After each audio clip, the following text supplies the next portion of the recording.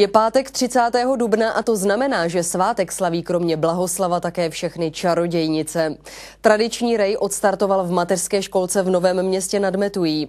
Nejen, že se děti převlékly do originálních masek, ale nechybělo ani pálení ohně. Žádné paní učitelky, ale papíromůra, ivošmůra nebo pavomůra. Ty převzali vládu nad školkou a určovali i jídelníček. Bude čarodějnický kotlík, děti, že?